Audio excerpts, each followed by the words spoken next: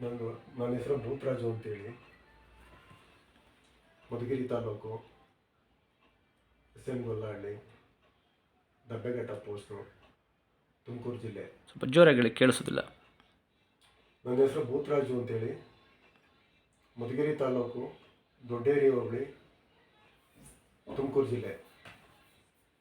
ಅಲ್ಲಿಂದ ನಾನು ಗುರುಗಳದ ಒಂದು ವಾಟ್ಸಪ್ ನೋಡ್ತಾ ಇದ್ದೆ.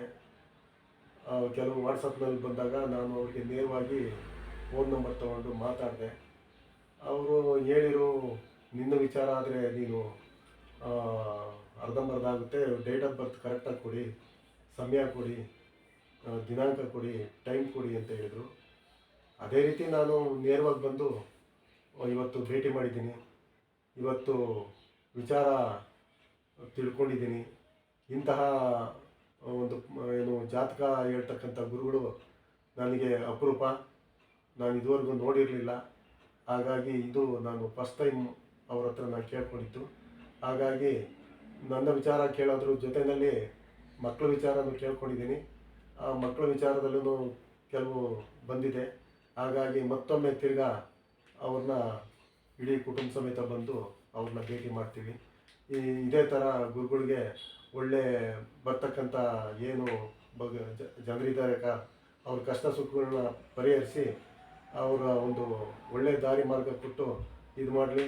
ಇಲ್ಲಿ ಯಾವುದೇ ಮಂತ್ರ ತಂತ್ರ ಯಾವುದೂ ಇಲ್ಲ.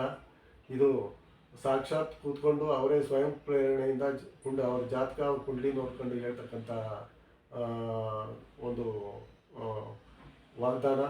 ಇಂಥ ವಾಗ್ದಾನವನ್ನು ಎಲ್ಲರೂ ಎಲ್ಲೆಲ್ಲೋ ಹೋಗಿ ಲಕ್ಷಾಂತರ ರೂಪಾಯಿ ಕೊಟ್ಟು ಇದು ಮಾಡ್ಕೊಳ್ಳೋದು ಬದಲು ಇಂಥದ್ದು ಬಂದು ಸ್ಯಾಟಿಸ್ಫ್ಯಾಕ್ಷನ್ ಆಗಿ ಕೂತ್ಕೊಂಡು ಎದುರುಗಡೆ ಕೂತ್ಕೊಂಡು ಮಾತಾಡಿಕೊಂಡು ಕಷ್ಟಗಳನ್ನ ಬಗೆಹರಿಸ್ಕೊಳ್ಳೋದು ಉತ್ತಮ ಅಂತೇಳಿ ನಾನಾದರೂ ಭಾವಿಸ್ತೀನಿ.